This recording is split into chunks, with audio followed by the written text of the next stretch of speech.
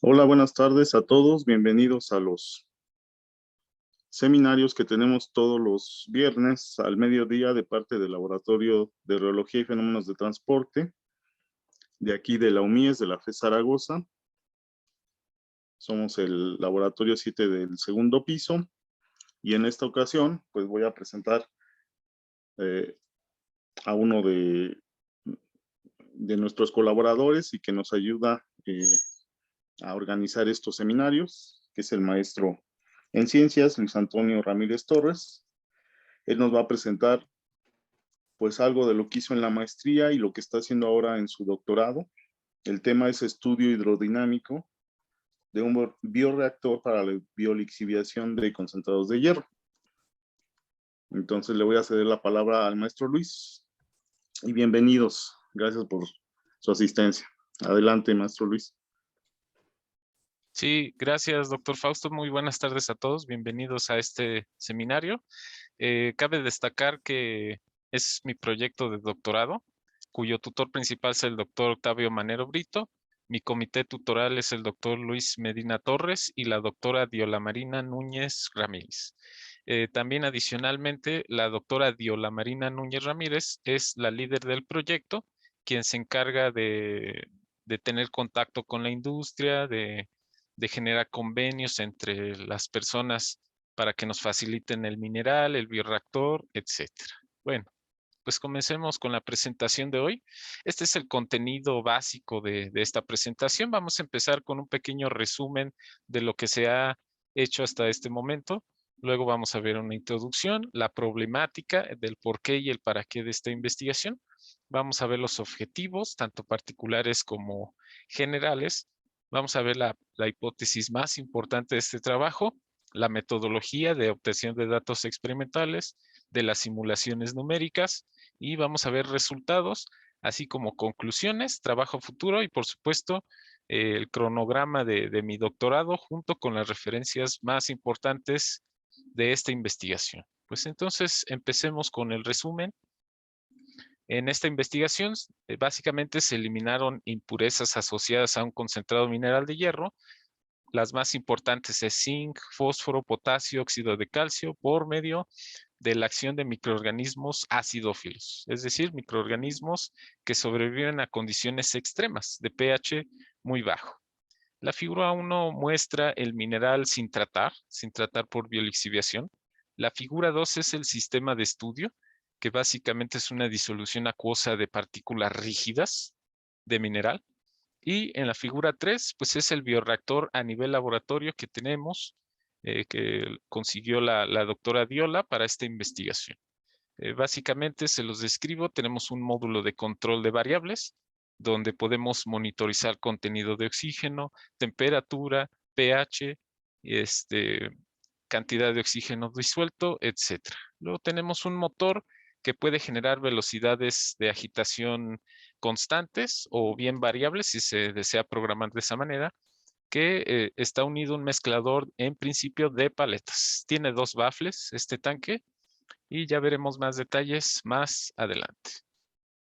Bueno, hablando en términos sencillos, la configuración radial axial, esto es un impulsor Ruston arriba, un impulsor Maxflow abajo, mostraron el mejor mezclado.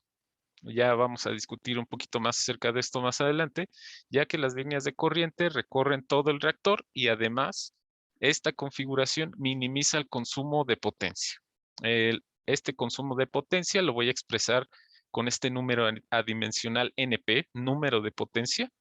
¿Okay? En la figura 4, pues por ejemplo tenemos las líneas de corriente a distintas velocidades de rotación. En esta animación pueden ver que conforme aumenta la rapidez o la velocidad de rotación, esas líneas de corriente pues cambian. Pero notamos que a aproximadamente 300 revoluciones por minuto, estas líneas de corriente permanecen fijas, ¿sí? Por otro lado, en la figura 5 podemos ver la viscosidad aparente o viscosidad de corte del sistema, y esta también, como era de esperarse, cambia conforme la rapidez o la velocidad de agitación, mejor dicho. Empecemos con una breve introducción. Los yacimientos con alto contenido de hierro cada vez son más escasos, tanto en este país, México, como en el mundo.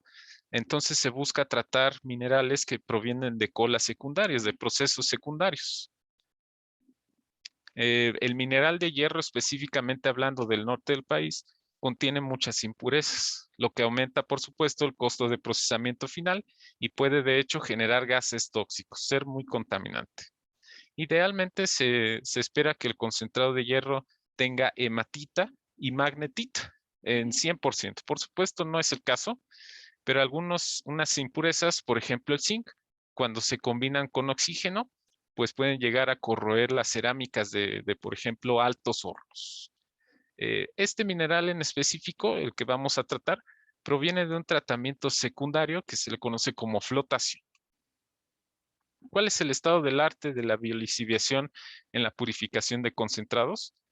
Afortunadamente, la industria minera está adoptando la biolixiviación como un proceso principal, ya no secundario, debido a que tiene ventajas tanto económicas como ambientales. Hay un ejemplo de una investigación donde se observó que la biolixiviación disminuye una mayor cantidad de manganeso en comparación al proceso tradicional de cianuración que, si no es manejado de manera correcta, puede llegar a ser muy contaminante. ¿Qué es la biolixiviación a todo esto? Pues es básicamente retirar de una fase sólida algún metal de interés por medio de la acción de microorganismos que sobreviven a condiciones altamente reductoras. Es la catálisis que generan los microorganismos en el mineral para liberar la fase metálica. Aquí en la figura 8 podemos observar un esquema de la biolixiviación. Tenemos la superficie del mineral. La bacteria se adhiere a este por medio de exopolisacáridos. Los exopolisacáridos se adhieren al mineral y liberan el metal por medio de dos tipos de biolixiviación, la llamada sin contacto y por contacto, donde el mineral sulfurado es liberado a la fase acuosa, ¿sí? Bueno, con respecto al estudio hidrodinámico, ¿por qué es importante? Pues es en principio para conocer una manera cualitativa de ver si hay una buena agitación en el bioreactor es por medio de los patrones de flujo. Es útil para el escalado a nivel industrial porque el bioreactor que observaron hace un momento en el resumen es a nivel laboratorio, pero lo que interesa es escalarlo a nivel industrial y eso es por medio del llamado análisis adimensional. Reduce, por supuesto, los costos de experimentación y operación. Las simulaciones numéricas siempre son más baratas, entre comillas, que un experimento.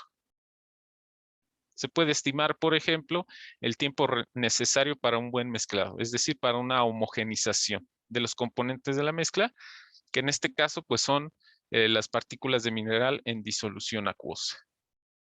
¿Cuál es la problemática entonces?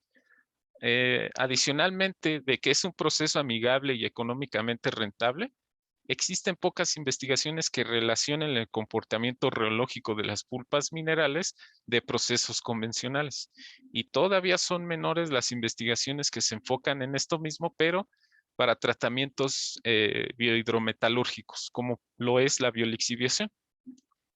Y por supuesto, con las pruebas reológicas, pues se puede hacer un estudio hidrodinámico, que también es escaso en la literatura. ¿Por qué es importante y a la vez interesante estos sistemas? Porque gran variedad de factores afectan las propiedades reológicas. Por ejemplo, lo que muestra la figura 9 es la capa de Stern, que es una capa superficial de cargas anisotrópicas en el mineral que afectan la respuesta reológica. Por supuesto, el metabolismo, la cantidad de exopolisacáridos, las reacciones químicas que lleva a cabo la bacteria, pues también afectan de manera directa las propiedades reológicas. En la figura 11, pues es nada más para fines demostrativos, tenemos diferente tamaño y forma de partícula. En el esquema de la figura 12, podemos ver que, pues bueno, adicionalmente de todos los factores anteriormente mencionados, el mineral pues no es completamente sólido, tiene rugosidades, tiene porosidades, en donde se forma el biofilm que habíamos dicho hace un momento. Por supuesto, al tratarse de una disolución de partículas rígidas, pues va a estar sometido al fenómeno de la precipitación, ¿ok? Y bueno, si fuéramos capaces de describir cada uno de estos fenómenos por separado y sumarlos, o sea, integrarlos, pues no es garantía de que podamos describir el sistema completamente. Puede haber efectos sinérgicos que son difíciles de detectar. El todo es más que la suma de las partes. Sin embargo, si fijamos la mayor cantidad de variables posibles, pH, temperatura, velocidad de agitación, tamaño de partícula, cantidad de microorganismos en un tiempo dado y otras variables, pues podemos asumir que tanto la respuesta reológica como la hidrodinámica la va a dominar la cinética bacteriana, es decir, la cantidad de bacterias que hay en el medio. Entonces, ¿cuáles son los objetivos de esta investigación? Estudiar la respuesta reológica y la respuesta hidrodinámica de la cinética de biolixiviación a diferentes concentraciones de sólidos, a diferente tamaño de partícula y mediante pruebas microscópicas relacionar esas respuestas, es decir, una respuesta microscópica de los análisis y una respuesta macroscópica del flujo.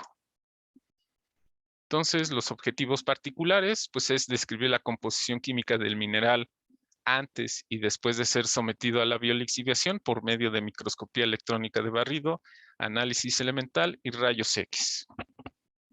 Posteriormente, analizar el comportamiento mecánico al flujo mediante dos pruebas, ya las describiré más adelante, a diferentes condiciones de biolixiviación. Luego es analizar la respuesta hidrodinámica mediante Computer Fluid Dynamics, mediante el uso de un software. La hipótesis. Si la cinética bacteriana va a dominar en nuestro sistema, siempre que fijemos la mayor cantidad de variables, entonces tanto los valores de los parámetros reológicos como algunos parámetros hidrodinámicos, pues van a seguir este comportamiento, esta cinética bacteriana, donde vamos a tener un máximo en la zona estacionaria, una zona donde hay un crecimiento exponencial y finalmente va a haber una disminución de esos parámetros con el tiempo porque la bacteria muere. No quiere decir que haya menor cantidad de masa, simplemente la bacteria pierde estructura. ¿Cuál es la metodología? El mineral se consigue directamente de la empresa minera en Monclova, Coahuila. Posee incrustaciones de zinc, de óxido de calcio, de silicio y óxidos complejos de hierro. Se hacen las pruebas de biolixiviación en este tanque de 7 litros. Es un tanque de 7 litros. En principio tiene mezcladores de paletas.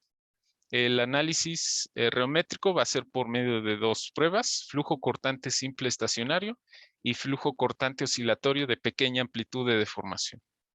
Luego, al mineral antes y después de la biolixiviación completamente seco, se le hicieron pruebas de microscopía electrónica de barrido y análisis elemental y de difracción de rayos X. Posteriormente a las pruebas reológicas, pues se hace un modelado con ecuaciones constitutivas reológicas, esto con el fin de poder caracterizar la respuesta reológica. En cuanto a la simulación numérica, pues primero se dibuja el tanque en un programa CAD, en este caso se hizo en AutoCAD.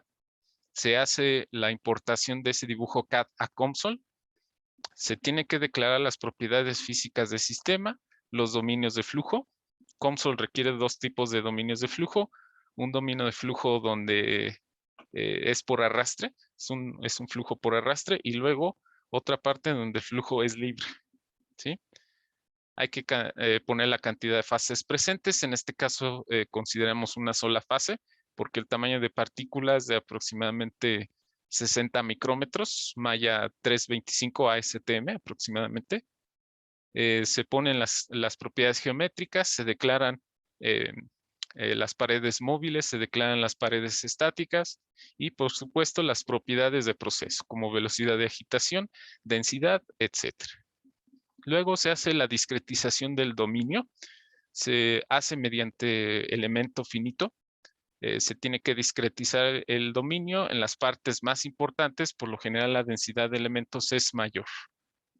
Aquí hay dos opciones. Puede ser que el software controle el mallado o bien el usuario lo pueda controlar. En este caso, yo lo controlé. Declaré la densidad de elementos, distancia entre estos, etcétera. luego es declarar el método de solución numérica, ¿ok? Y posteriormente el postprocesado de datos. ¿Qué es las ecuaciones que se están resolviendo a grandes rasgos? Pues es la ecuación de continuidad, que es aplicable para un fluido no newtoniano, inelástico, incompresible, un flujo a temperatura constante, presión constante.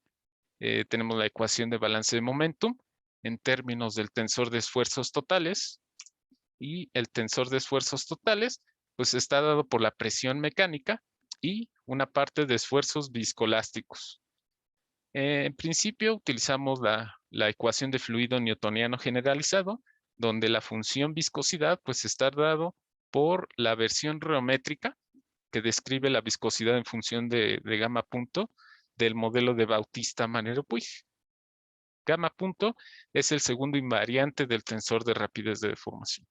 ¿Cómo calculamos el parámetro más importante de esta simulación? Es el par motor, que se calcula mediante un vector normal a la superficie con respecto al eje de movimiento y cubre todo el área, tanto de las partes móviles nada más. La potencia consumida, pues es simplemente la magnitud del vector de velocidad angular por el par motor. Se hizo una simulación por tipo de malla, porque se hizo un análisis de malla, por configuración de impulsor, por velocidad de agitación y por día de biolixiviación, que en total son aproximadamente 250 simulaciones. Se llevaron a cabo en un CPU Intel Xeon de novena generación a 3.7 GHz, memoria RAM de 16 GB DDR4, una tarjeta de video PNY Quadro P1000 a 4 GB GDDR5. Esa es una workstation. ¿Cuáles fueron los resultados? Vamos a ver primero la caracterización micro-macroestructural. Tenemos del lado izquierdo la figura 15A, la respuesta a flujo cortante simple estacionario. Aquí tenemos para 30% de inóculo, para malla gruesa, es decir, tamaño de partícula grande, y 30% de sólidos. Entonces, podemos notar que al día 5 tenemos la máxima respuesta reológica. También para el caso del espectro dinámico mecánico lineal de la prueba de flujo cortante oscilatorio, que al día 5 tenemos la máxima respuesta viscoelástica. Cabe resaltar que cada una de estas pruebas se hizo a cada día de biolixiviación desde el día 0 hasta el día 7. Si nosotros comparamos en la figura 15C, tenemos en el eje de las Ys la viscosidad baja rapidez de deformación, que se obtiene por medio del modelo de BMP, pues podemos notar un máximo al día 5, por ejemplo. Y con eta infinito, viscosidad alta rapidez de deformación, en el día 5 también tenemos ese máximo. Con respecto a la cinética de disolución de elementos, que podemos ver en la figura 16A, podemos notar que en el día 5 la mayoría de los elementos se disolvieron, pasaron a la fase acuosa. Aquí se está analizando la fase acuosa. En específico el zinc, por ejemplo, pues alcanza su máximo desde el primer día. Algunos elementos tienen un comportamiento oscilatorio, pero bueno, al día 5, la gran mayoría de los elementos se disolvió. Con respecto a las pruebas de difracción de rayos X, antes del mineral, la figura B1, se podían detectar las dos fases más importantes, magnetita y hematita, pero curiosamente en la figura B2, después de la biolixiviación, en vez de la fase hematita, podemos encontrar una fase de complejo de zinc. Esto habla que el zinc que no pudo retirar la bacteria, pues pasó a otras fases cristalinas. La microscopía electrónica de barrido la podemos ver en la imagen C. En la C1 tenemos el mineral antes de ser sometido a biolixiviación. Detectamos las fases de siempre, la hematita y la magnetita. Ya después de la biolixiviación, en la figura C2, pues podemos notar que hay complejos de hierro, por ejemplo. Fases con complejos de hierro, la cantidad de zinc disminuyó, pero pasó hacia otra fase. De hecho, se puede observar una especie de corrosión que probablemente fue generado por la acción bacteriana.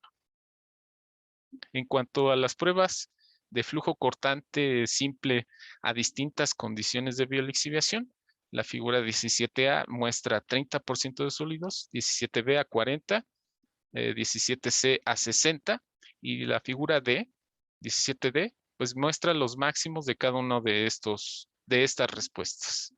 Para el inciso A, el máximo fue al día 5, para el B fue al 4, para el C al 6 y la comparación. Curiosamente, se supone que en mayor cantidad de sólidos, pues la respuesta es mayor, pero noten que la diferencia entre 60 y 40% de sólidos, pues es muy pequeña.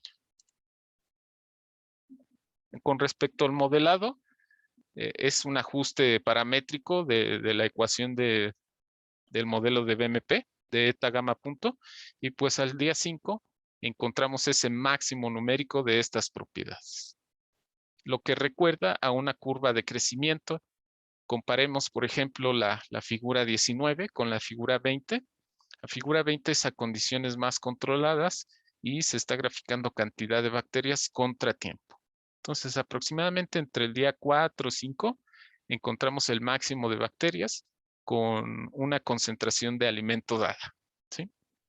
Y al compararlo con nuestra respuesta reológica, eta 0 contra el tiempo de biolixiviación, pues encontramos un máximo al día 5. Esto recuerda una curva de crecimiento. En cuanto a la respuesta viscoelástica lineal, otra vez tenemos para 30% de sólidos, para 40, para 60 y la comparación de los máximos. En este caso, pues el máximo está dado por 60% de sólidos, pero es muy semejante al de 40% de sólidos. Cosa distinta con el caso de 30% de sólidos. Aquí está el modelado de la parte dinámica mecánica lineal. Es por medio del modelo de Maxwell multimodal. Se requirieron de 3 modos para representar bien los datos experimentales. En la tabla número 1 podemos observar los valores de estos parámetros reológicos junto con el tiempo característico principal, es decir, el tiempo característico del equimódulo.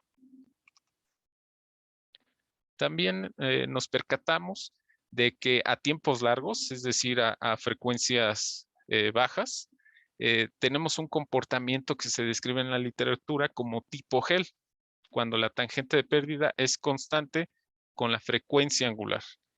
Esto es un criterio que se elaboró en los años 80 y habla de un gel débil donde la parte viscosa domina sobre la parte elástica. Y podemos sacar un parámetro que se conoce como fuerza de gel. Este parámetro es 0.051 y es muy parecido a uno obtenido por biolixiviación de minerales de plata. Estas son las nuevas pruebas que se hicieron hace poco. Aquí comparamos la respuesta reológica de malla gruesa contra malla fina. Los triángulos en esta gráfica, en la gráfica 24A, indican malla gruesa, ¿okay?, en comparación a los círculos que indican la respuesta de malla fina. Esto se hace para cada día de biolixiviación. Para malla gruesas de 0 a 7, para malla finas de 0 a 4. Curiosamente, para malla fina se alcanza el máximo al día 3. Posteriormente, la respuesta reológica disminuye.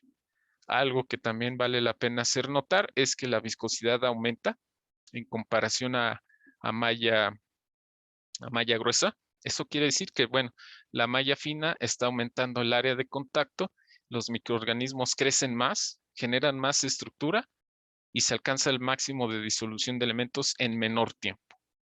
También esto se puede apreciar en la respuesta dinámica mecánica lineal y también detectamos que para malla gruesa el efecto de la precipitación era bastante evidente. De hecho, esto generó una ventana de observación muy pequeña en comparación a la malla fina. No tuvimos tanto problema de precipitación en este caso. Vamos a la caracterización hidrodinámica. Primero voy a tratar el flujo laminar. Es en estado estacionario, es un fluido incompresible. Es el fluido newtoniano generalizado o también conocido como fluido no newtoniano inelástico. Es un proceso que se lleva a cabo a temperatura constante De hecho, en el tanque hay una chaqueta de enfriamiento que permite que la temperatura del tanque sea constante. Y también esa presión constante. No hay reacción química. La cinética es tan lenta que al menos en el tiempo característico de agitación, ese tiempo es mucho menor a comparación de la cinética de biolixiviación. Entonces, para fines de sencillez, no vamos a considerar la cinética. Es un flujo por arrastre, no hay ningún gradiente de presión. El fluido se mueve por contacto a una superficie sólida que se encuentra en movimiento, una frontera móvil. No hay deslizamiento en las paredes, tanto en las estáticas como en las paredes móviles de los impulsores. Primero realicé un análisis de malla. Este análisis de malla lo hice para cada simulación, pero presento las más relevantes. Grafiqué el par motor, que se calcula directamente en la simulación numérica, contra el número de elementos totales, que toma en cuenta los elementos en los vértices, en las aristas y en las fronteras. A una revolución por minuto, tenemos que el par motor se vuelve casi constante aproximadamente después de 10 millones de elementos, ¿ok? Pero para 100 revoluciones por minuto, esta cantidad disminuye, se vuelve casi constante a aproximadamente 3 millones de elementos. Para 500 revoluciones por minuto, se vuelve constante otra vez aproximadamente 3 millones de elementos, y así para el caso de las 1000 revoluciones por minuto. En este caso les presento para la configuración Ruston MaxFlow, ¿ok? Para el día 5 de biolixiviación. ¿Okay? Entonces seleccioné un mallado que aproximadamente ronda entre los 2 millones y los 3 millones de elementos.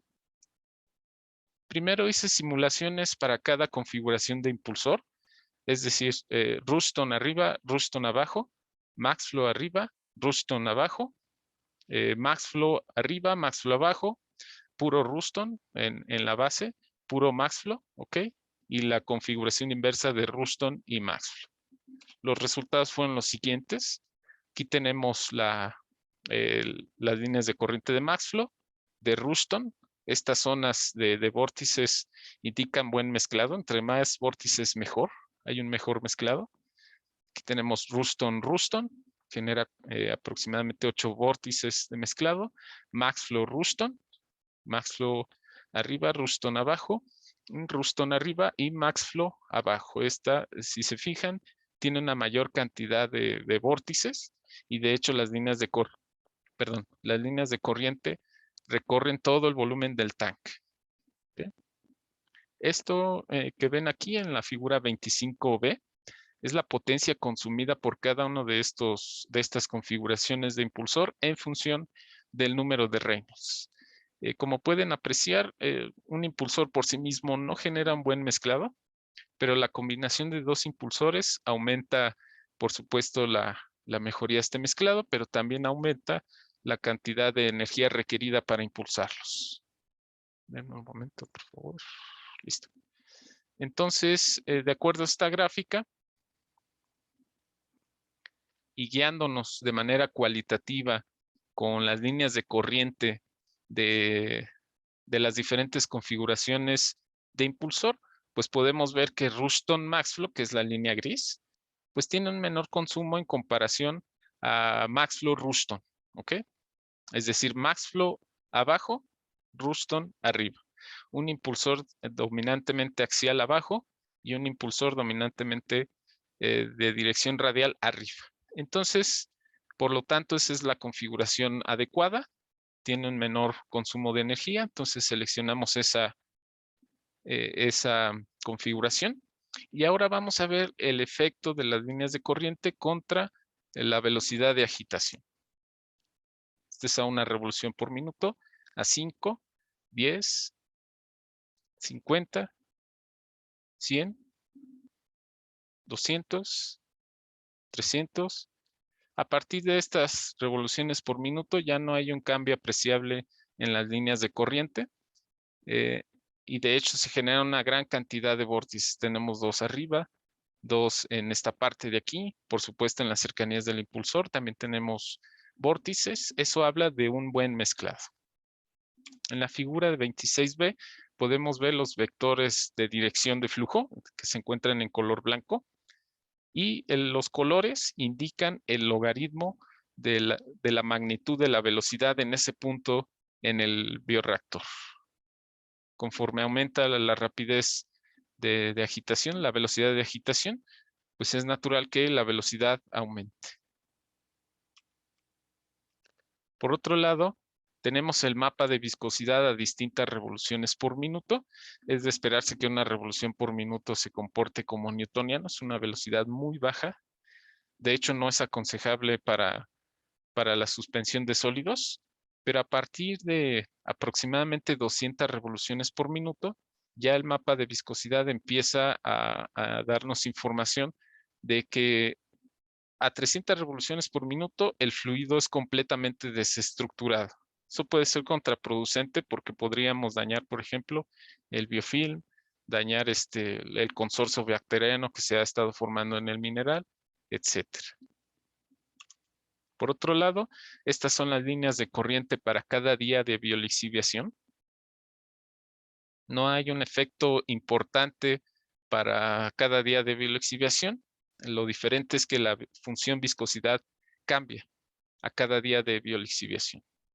Ahora vemos el mapa de viscosidad para cada día de biolixiviación. Podemos notar un cambio repentino, un salto, pequeño salto, a partir del día 3. Eso habla de que seguramente entre el día 2 al día 3 tenemos la fase exponencial de crecimiento de las bacterias. Vamos a ver ahora la cuestión de flujo turbulento. ¿Okay? Por lo pronto se hicieron estudios en estado estacionario y en estado transitorio. Es un fluido incompresible, pero no vamos a tener efectos de flotabilidad. Es una aproximación que se hace para el fluido turbulento. Vamos a considerar fluido newtoniano generalizado. ¿Okay? La viscosidad depende del segundo invariante del tensor de rapidez de deformación. Va a ser un proceso otra vez a temperatura constante y a presión externa constante. Vamos a considerar nuevamente que no hay reacción química. Es un flujo por arrastre, por el movimiento de los impulsores. No hay deslizamiento en las paredes estáticas ni en las móviles. ¿Cuáles serían las ecuaciones aplicables? Muestro todas, perdón, ahí está. Entonces tenemos la ecuación de continuidad para un fluido incompresible. Tenemos la segunda ley del movimiento de Cauchy en función del tensor de esfuerzos. Como estamos en régimen turbulento, se hace la descomposición de Reynolds para obtener las Reynolds Averaged Navier-Stokes Equations. Es esta que está aquí, ¿okay? Que está en función de la viscosidad generalizada newtoniana y la viscosidad turbulenta, que tiene que ver con la longitud de mezclado, con el ancho de los eddies que se forman en la turbulencia. Para admitir esos cambios repentinos oscilatorios entre un valor promedio, esto es en función de velocidades promedio, se hace la llamada descomposición de Reynolds y adicionalmente para cerrar el sistema se requiere de añadir dos ecuaciones de transporte, la energía cinética turbulenta y la rapidez de disipación turbulenta, que está en función de unos coeficientes semiempíricos. La viscosidad turbulenta se calcula de manera algebraica por medio del modelo bueno, esto en conjunto es el modelo kappa epsilon y el término de producción, que está en función, por supuesto, de la viscosidad turbulenta. En este caso, como estamos hablando en flujo monofásico, tomé estos valores de estas constantes, ¿sí? ¿Y qué es lo que devuelve? Primero, las líneas de corriente, como era de esperarse, son caóticas. No es el caso en el flujo laminar, donde las líneas de corriente bien pueden ser descritas en un solo plano. En 3 dimensiones, pues tenemos líneas de corriente caóticas. Hay que hacer notar que la densidad de esas líneas de corriente es menor en comparación en densidades del impulsor en la parte de arriba del bioreactor. Esto habla de que, bueno, pues no hay tanto movimiento de fluido en esta parte, por ejemplo. Luego tenemos el mapa de magnitud de velocidad, ¿ok? Para flujo turbulento. Posteriormente, ya en un trabajo futuro que se está haciendo actualmente, pues se va a calcular el tiempo de mezclado teórico, se va a hacer algunas animaciones como las que vieron anteriormente, Y llegamos a las conclusiones parciales. Con respecto a la respuesta micro-macroestructural, tenemos que se disolvió poco más del 50% de zinc al primer día de biolixiviación. Repito, el zinc es un elemento muy problemático, es el más importante de eliminar y se eliminó casi 50%. Elementos tales como el zinc migraron de la fase cristalina original del elemento hacia la fase acuosa o hacia otras fases cristalinas por la acción del microorganismo. El máximo de la respuesta reológica, como está relacionada con la cinética bacteriana, indica el tiempo óptimo de proceso.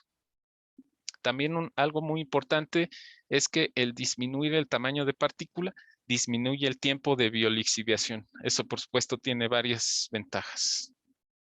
Con respecto a las distintas condiciones de concentración de sólido y de inóculo, pues se tiene una tabla de ventajas y desventajas. Para no hacer muy largo esto, se recomienda operar a 30% de sólidos, 10 de inóculo, porque, por ejemplo, genera un menor gasto operacional. Eso a la larga, como es un ahorro de energía, pues por supuesto puede ser redituable, por ejemplo. Sin embargo, las desventajas, y hay que mencionarlas, es que se procesa una menor cantidad de mineral y se utiliza una mayor cantidad de inóculo, ¿no? Por ejemplo, para 60% de sólidos. Con respecto a la hidrodinámica, la configuración Ruston-Maxflow mostró un buen mezclado de todas las configuraciones presentadas y adicionalmente minimiza el consumo energético. Las líneas de corriente dependen de la velocidad de agitación, pero se vuelven idénticas, muy parecidas para la mayoría de las configuraciones a partir de 300 revoluciones por minuto. Sin embargo, a mayor agitación se puede llegar a desestructurar completamente el fluido y en términos microscópicos, pues la bacteria puede ser dañada a su membrana celular, etc. El mapa de viscosidad mostró que a partir de 600 revoluciones por minuto, el fluido está completamente desestructurado. Es decir, se llega a la viscosidad del solvente con las partículas del mineral. Las líneas de corriente no dependen de la cinética de biolixiviación, es decir, se puede tener una velocidad de agitación en todos los días de biolixiviación. Los mapas de viscosidad revelan un aumento considerable al día 3, es decir, que en el día 3 tenemos la fase exponencial de crecimiento. Las líneas de corriente caóticas por el flujo turbulento son menos densas por arriba del impulsor Ruston. Esto es algo que todavía está pendiente de que analice con más detalle. Y por supuesto, las pruebas transitorias a flujo turbulento. ¿Cuál es el trabajo a futuro? Es el postprocesado de datos en régimen turbulento. Ya tengo la simulación, pero tengo que procesar los datos, calcular tiempo de mezclado, etc. La propuesta es hacer las simulaciones en régimen laminar, pero para un modelo viscoelastoplástico, específicamente utilizando el modelo de BMP. Eso es en principio. Luego es hacer las simulaciones, pero bifásico, es decir, las pulpas minerales y una fase gaseosa, que de hecho se necesita oxigenar este bioreactor para que las bacterias prosperen. Hacer un primer artículo, eso ya está en el borrador, va a estar a más tardar en enero. El segundo artículo es tomando en cuenta el modelo de simulaciones viscoelastoplástico y bifásico. Y por supuesto, finalmente la tesis de doctorado. ¿Cuál es el cronograma rápidamente? Pues me encuentro en quinto semestre. Todavía me encuentro realizando geometrías, análisis microscópicos de difracción de rayos X, para ser específico. La simulación, pues se va a alargar otro poquito más. La segunda etapa, bueno, comprende estos 3 semestres. El examen de candidatura ya lo realicé. El primer artículo, el borrador ya va a salir. El análisis integral de todos los datos experimentales y simulaciones numéricas también está todavía pendiente. Y el próximo semestre, pues ya empezaría la tercera y última etapa del doctorado. Pues bueno, estas son las referencias básicas de este trabajo de investigación. Y agradezco mucho su atención. Y estoy a la espera de preguntas o de algún consejo que me puedan dar. o sugerencia. Gracias. Bueno, agradecemos al maestro Luis por la excelente presentación y efectivamente vamos a pasar a la sección de preguntas. Pueden levantar la mano en el Zoom o su audio o incluso por el chat si quieren mandar alguna pregunta. Adelante, por favor.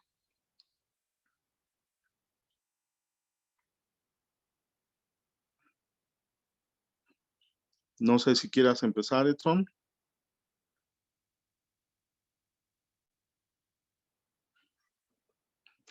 O si no, empiezo yo. Luis, yo te quiero preguntar, bueno, primero felicitarte se ve que has avanzado bastante en tu doctorado. En principio, bueno, ya hay una mano levantada, entonces, bueno, voy a terminar la pregunta. Esta parte de la viscoplasticidad, ¿en qué crees tú que pueda afectar a tu sistema o por qué la vas a considerar? Sí, por ejemplo, altas concentraciones de sólidos, se genera algo que se conoce como transición vítrea coloidal y se ha observado de manera experimental que, por ejemplo, la primera diferencia de esfuerzos normales aumenta muchísimo. Si yo calculara con un modelo viscolastoplástico, la primera diferencia de esfuerzos normales, pues probablemente encuentre ese pico, doctor. Eso sería uno de los motivos. Ok, ¿la has verificado experimentalmente con tu sistema o apenas vas a hacer eso? No, hasta el momento no, doctor, pero sí está pendiente verificarlo. Sí, efectivamente. Sí, Muy bien, efectivamente. pues la doctora María Guadalupe Salinas tiene levantada la mano. Adelante, doctora. Sí, gracias. Felicidades, Luis, por tu presentación. A mí me queda la duda, no me acuerdo si ya lo habías mencionado, a lo mejor sí, sobre justamente esto último que mencionó el doctor Fausto, la experimentación. Si también está contemplado en tu trabajo el realizar la parte experimental para comprobar o comparar los resultados con la parte del modelado que estás haciendo. Sí, sí, lo ideal sería tomar en el bioreactor un modelo, un líquido modelo. Desafortunadamente, en este caso, como tal, con las pulpas minerales no podemos aplicar ciertas técnicas, por ejemplo, el de trazador, porque estas pulpas son muy opacas, entonces no se puede utilizar ese método. Pero, y desafortunadamente por la cuestión de la pandemia, etcétera, no se ha podido realizar experimentación en cuanto a la hidrodinámica, pero lo que sí se ha hecho son las pruebas reológicas y las pruebas microscópicas. Sí, Sí. Muy bien. sí, exactamente. Entonces, sí, sería más bien sus comparaciones con respecto a esas pruebas que ya tienen, ¿no? Sí, exactamente. De hecho, lo que también es trabajo a futuro, doctora, es comparar el consumo de poder para malla fina, para malla gruesa, en comparación a la malla fina. Esas son pruebas reológicas que apenas se obtuvieron. Entonces, mi plan es hacer el mismo procedimiento, pero para mallas finas. Sí, sí, porque creo que es interesante, bueno, sería interesante ver también como ya a nivel experimental o sí, considerando tener ahí las bacterias como tal, pues también es toda una dinámica, ¿no? Que Sí, surge por la formación del biofilm, todos los factores implicados, en cuanto a, pues, este tipo de sustancias que generan las bacterias, sí, los EPS, todas las EPS y todas esas cosas que hacen que se forme, o a veces los problemas que surgen que se desprende el biofilm y ujú, todo eso, ¿no? exactamente. Entonces, sí sería interesante pues tener esa parte, pero yo creo que pues el trabajo que estás haciendo pues sirve mucho de soporte también para cuando en este caso la persona que haga este experimento ya con los minerales como tal Ujú. o los jales, no sé si son jales mineros, pues entonces pues ayudaría mucho, ¿no? Sí, sí, efectivamente, tampoco está reportado, por ejemplo, la respuesta reológica aislada de los exopolisacáridos. Sí se han hecho respuestas reológicas de las bacterias. De hecho, en mi tesis de maestría sí se hicieron esas pruebas, el medio acuoso con el alimento suficiente y ver la cinética con la respuesta reológica. Y sí se empata. Y con la investigación de Patricio y colaboradores, ellos también detectaron que estas pruebas reológicas pues sí están relacionadas directamente con las bacterias. Pero también como menciona, es interesante, sería interesantísimo ver el efecto de la concentración de los exopolisacáridos con la respuesta reológica, por ejemplo. Sí, sí, sí. Sí, gracias, Luis, y felicidades. Al contrario, doctora, gracias a usted. Gracias, doctora. También en el chat, Luis te felicita la maestra Dominga y también te Gracias. comenta Eric López. Dice muchas felicidades, espero que nos invites a tu examen. Sí, Esperemos que el próximo año, creo que todavía te queda año y medio o 2 años, ¿no, Luis? sí, año y medio aprox. Bueno, pues próximamente. Para los experimentos, preguntan, ¿no son suficientes los resultados de las simulaciones en régimen laminar? Sí, en principio sí, porque las líneas de corriente nos dan digamos, un criterio cualitativo al menos, de ver si hay un buen mezclado, si las líneas de corriente recorren todo el volumen de trabajo, etcétera. El motivo del por qué implementé flujo turbulento es acercarme un poquito a la realidad, porque el flujo turbulento admite que hay ciertas perturbaciones en el perfil de velocidad, aun cuando está en estado estacionario, y se pone en términos de la velocidad promedio, y se generan esas líneas de corriente caóticas. Entonces, hasta el momento, lo que he hecho de postprocesado de datos es que he identificado que en la zona de arriba del impulsor Rushton, no hay tantas líneas de corriente caóticas. En las laminar sí hay, pero digamos que las más cercanas a la realidad, por así decirlo, no hay tantas arriba del impulsor Ruston. Y es natural porque el impulsor Ruston genera que el fluido se mueva radialmente. Entonces, como que deja la zona de arriba sin tanto flujo. Sí hay flujo, pero no tan importante. Y adicionalmente, por ejemplo, la toma de muestras en el bioreactor, pues se encuentra en la parte de arriba, está un poquito arriba del impulsor Ruston. Entonces eso este, puede ser interesante analizarlo, pero sí tenemos que corroborarlo con experimentación. Sí. Ok, Luis. Finalmente, también te quería hacer otro comentario, ya que mencionaste lo de la primera diferencia de esfuerzos normales. Ahí sí va a ser un reto para que lo puedas medir experimentalmente, porque si mal no recuerdo, estabas usando la geometría de cilindros concéntricos, de doble cilindro concéntrico, y si analizas esa geometría, pues no es una geometría buena para obtener primera diferencia de esfuerzos normales, tampoco la espiral, ¿no? No me acuerdo cómo le Helicoidal, ¿no? llamas, la Helicoidal. helicoidal, Sí, esa tampoco, por el área, ¿no? El área que exactamente. tiene hacia arriba. Las Exactamente. geometrías para primera diferencia serían el cono y plato y el plato y plato, pero el problema es que tu sistema tiene un tamaño de partícula considerable, entonces ahí habría que ver cómo le vas a hacer, porque va a ser un reto ahí para medir Sí. la primera diferencia.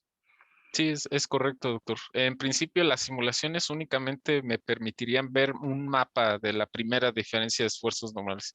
Yo no esperaría que en cercanías del impulsor pues sea más intensa esa primera diferencia, pero sí hay que corroborarlo con experimentación, doctor. Ujú. Sí, Muy bien, en el chat te comenta Iván, sí, dice felicidades, muy buena presentación. ¿Cuál es la cantidad de revoluciones por minuto límite en el que las bacterias se mantienen sanas?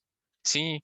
De hecho, detectamos, al menos con la configuración Ruston MaxFlow, el mapa de viscosidad revela que se alcanza la viscosidad a alta rapidez de deformación. Eso quiere decir que el fluido está completamente orientado al flujo. Se podría decir que en ese punto las bacterias pierden estructura, se destruye el biofilm y probablemente, de hecho, se ha reportado en alguna literatura que a los 1000 revoluciones por minuto aproximadamente, la membrana celular se destruye. Entonces mata a las bacterias definitivamente. Entonces sería 600 revoluciones por minuto. Ok. Pues, ¿alguna otra pregunta? ¿Alguien más que quiera participar? Ya se nos está acabando el tiempo, pero ya no veo manos levantadas ni comentarios. Entonces, pues muchas gracias, Luis, por tu Al contrario, presentación. Creo que los alumnos han aprendido bastante de este tema y pues ya saben, los que más adelante quieran hacer su tesis en estos temas, pues son bienvenidos en el sí, laboratorio. claro, claro. Les agradecemos su presencia. Como todos los viernes, ya saben, el próximo viernes, pues aquí los esperamos y que tengan buena tarde. Hasta luego, gracias a todos. Sí, nos Hasta Nos luego. vemos. Hasta vemos. luego, Saludos. gracias. Gracias. Gracias, hasta luego. Saludos, profesora. Saludos.